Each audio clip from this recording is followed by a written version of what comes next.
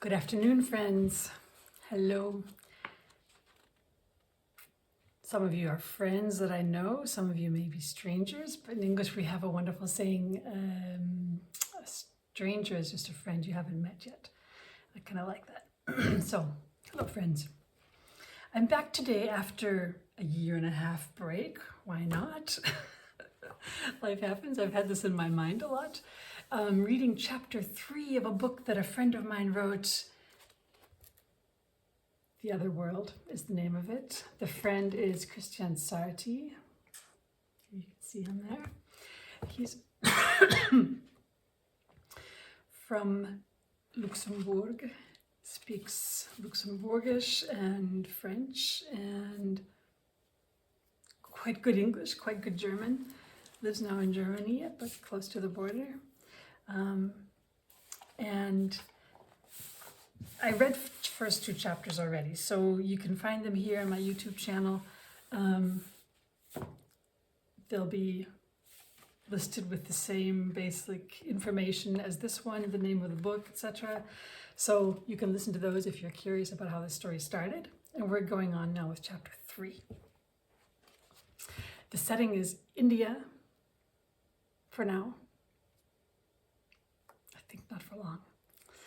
So let's go. Sundar's friend had been a great help at the airport. The next flight was already fully booked, but with the appropriate connections, I got a free upgrade to business class where there was still one empty seat. The luxury and space on the upper deck of the already aging Air France 747 aircraft was perfect to relax and reflect on the recent events that had begun to change my life. At some point during the flight, I woke up and opened my eyes to see endless mountains illuminated by the silver light of a nearly full moon. The screen monitoring the flight told me that we were above Iran, however you say it. As I looked through the porthole, the cloudless moonlit night sky looked mysteriously alien. The endless, arid, and partially snow-covered mountains looked like the rough skin of a gigantic prehistoric animal. The endless shapes unfolding under the plane were in constant flux. From that height, illuminated by the moonlight, the earth looked alive. The plane broke through the polluted Parisian haze in the early morning and landed at Charles de Gaulle. We are no longer in India. We have now arrived in France. The sun had not yet sent her first dawning beams to the city that contained my home, where nobody awaited me. As I was standing in the non-EU queue, or at the passport check, queue is British English for line, as in waiting in a line, for you Americans who don't know the word like I used to be. The first time I heard that word, I was rather confused. Let me shift this just a little bit. Better. As I was standing in the non-EU queue at the passport check, I felt a growing anxiety which rapidly became a panic that I barely managed to control. The long queue in front of me was moving at a snail's pace. The officers took forever, scrutinizing the passports, matching them with the respective persons in front of them. What unsettled me most was the fact that they systematically scanned the passport data into their system. The whole setup was under the watchful eyes of grim-looking soldiers carrying machine guns positioned on each side of the exit doorways. My mind raced back to the men who had chased Alma. This is referring to what happened in the last chapter in India. My mind raced back to the men who had chased Alma. Had they been from the police or some secret service? What if in the meantime they had managed to identify me? Perhaps they had flagged me as a dangerous criminal or a terrorist. As the queue in front of me shrunk, my fertile mind was weaving bigger and more terrifying scenarios of what would soon happen. When I finally stood in front of the customs officer in his booth, my hand that handed him my Canadian passport was damp and shaky. The man barely looked up, took my passport and slid it into the scanner. I held my breath. It seemed to take much longer than for the people before me. At last he looked straight into my eyes and without a word handed back my passport. I moved on, my lungs pumping oxygen into a stressed organism. I'm completely nuts, totally paranoid, I told myself, and hurried out, looking straight past the soldiers. As I went through the arrivals gate, for an instant, I traveled back in time. I saw my family standing there. My girls, 4 and 7, all smile and curly hair. They were waving, my wife barely managing to hold them back. They stormed towards me as soon as the last barrier had opened. I kneeled and they jumped on me. We hugged and kissed. My arms and hands remembered holding them, how they had been trembling with joy and life.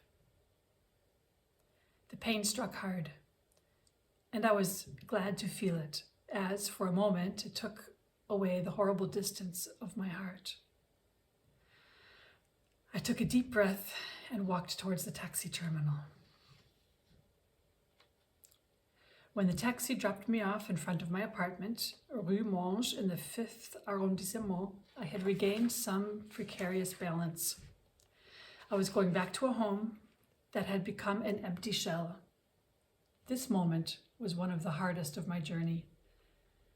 But at that moment, I did not yet know that it would soon get much worse.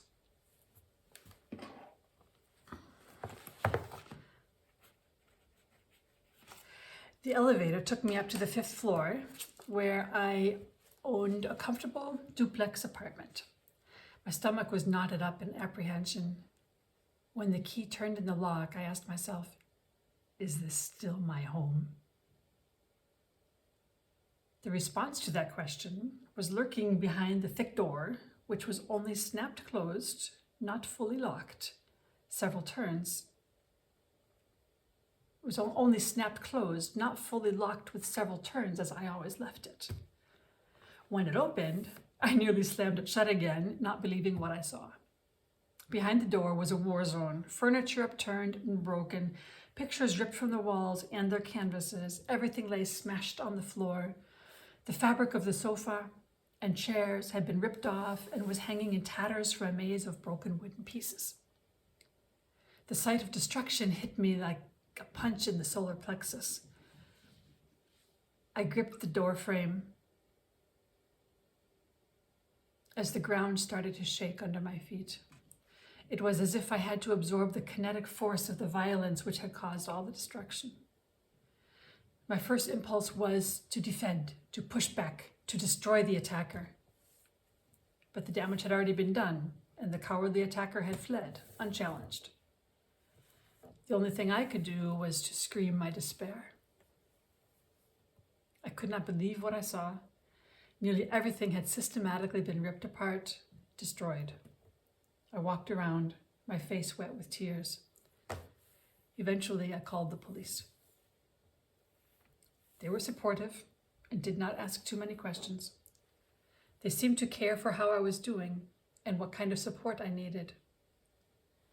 I did not have any family or relatives in Paris. My father is Canadian and my mother is French. At that time, they were already living on the west coast of North America in Vancouver. As a child, I had frequently spent my holidays in Paris, where my grandmother lived. I also studied in Paris and met my wife at the Sorbonne University. I had lived most of my adult life in Paris, which meant that I knew many people. I also had some close relationships, including people from my wife's family who lived in France. But since her death, I had avoided them all as much as I could, and they had gradually given up on me. I told the police that I would contact a friend in order to evade their psychological counseling. I had decided to go to a nearby hotel for the night and rest. I felt exhausted from the jet lag and the shock of all this destruction. It was weird to take a hotel room so near to where I had lived, but I had not much energy to ponder it. After a long shower, I collapsed onto the bed where I remained unmoving for a very long time. I woke up feeling refreshed and rested. But my stomach contracted as my first waking thoughts brought back awareness of the incredible wreckage of my apartment. The police had told me to contact them as soon as possible, but I felt I needed some more time to regain my balance. Did the destruction have anything to do with what had happened in India? I couldn't help thinking of the men who had chased Alma. These thoughts brought back the vivid memories of the hours I had spent with her. Where was she right now? I missed her. She'd been the only person who had touched my heart for a long time. On impulse, I took out the phone number she had given me at the temple and dialed it on my mobile. The phone rang and rang. Just before I was going to give up, a mailbox started with her voice asking to leave a message. I got goosebumps as I heard her warm, recorded voice. In my loneliness, talking to her via voicemail felt like a close substitute for the real connection that I craved. With a voice that betrayed my emotions, I told the recorder what had happened and what my current situation was. I ended the message with the wish to hear from her. I then left the hotel and strolled down towards Rue Mouffetard, a street market area. I love that street, its liveliness, the odors floating in the air, the food vendors shouting the merits of their goods to the passing crowd. This place always managed to lift my spirits, and that day was no exception. For a while, I forgot my ruined apartment and the upcoming police investigation. I was just present to the life pulsating all around me. When will Alma call me back, I wondered. What is she doing? And what did all her allusions to this mysterious other world mean? Does that world really exist? There had been something consistently authentic in everything she had shared. I continued to feel the instinctive trust I had felt for her in India. Barely audible in the surrounding noise, my mobile rang. Afraid I would miss the call, I fumbled hastily in my pocket and picked it up in time. Convinced that it was Alma calling back, I was disappointed to hear a male voice instead, asking if I was Luke. Yes, of course, it's me, I said with some frustration. I was wondering who knew my private number and my first name. I'm a friend of Alma's, the man said, immediately getting my full attention. It was not that long ago that another man had said the same words. Unfortunately, she's busy right now and asked me to give you any possible assistance. Thank you, I said, not knowing what to say, really. The situation was unexpected. My name is Michael, by the way. I live here in Paris. After a short pause, the man continued, I suggest we meet somewhere soon, and let's see what we can do. The man's voice was deep and melodious. Maybe a middle-aged man, I was guessing. His British English had a subtle hint of a Scottish accent. Yes, that would be great, I said, gratefully taking up his offer, and then added, I have to go to the police commissariat before I do anything else. As soon as I'm done with that, I'll get back to you.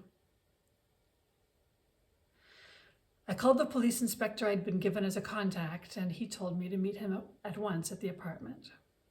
The police had investigated the whole morning. It seems that the intention of the perpetrators had been to destroy as much as possible. The inspector asked me to check for missing objects and valuables. That was very difficult and painful, considering how much was scattered and smashed to pieces. But part of me didn't even care any longer about those things. It felt as if the place had died and would soon be gone forever. The furniture, objects, and personal items were from a past life, one which had left me. I gathered some pictures and a few personal items that found me more than I found them.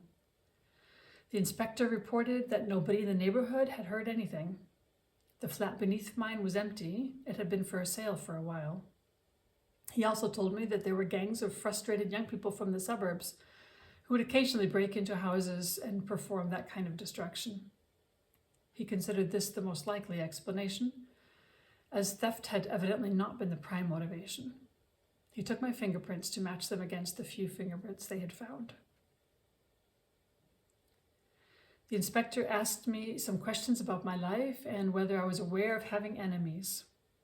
I had to take a deep breath before responding, my mind racing back to India, making all sorts of connections to the mysterious people Alma had been worried about. I must have been unresponsive for more than a few moments. When I came back to reality, the inspector was silently staring at me. "Are you sure you have no enemies who would do this to you?" he asked with an edge of sharpness in his voice. How do you put sharpness in? "Are you sure you have no enemies who would do this to you?" "I'm sorry, I drifted off. I'm exhausted," I said. "Of course, I have no enemies of that sort. I'm just a mere citizen with a rather conventional life." I knew when I spoke these words that this was describing my past self, but the new self had yet to be revealed. Another big part of my former life had disappeared with the destruction of my apartment. The inspector knew that I had lost my family. He urged me to get help, to talk to somebody. He said he would formulate a report to my insurance company and ask them to get in touch with me. Finally, he promised to keep me informed about anything connected to my case. I put the pictures, a few personal items, and some clothes I had gathered into an old leather bag and left along with the police. I couldn't stay there alone. I would probably never come back to the place, I thought. I did not look back as I walked towards the hotel, feeling disoriented and lonely. As I watched people passing by on the sidewalk, I reflected that most of them seemed to have a purpose.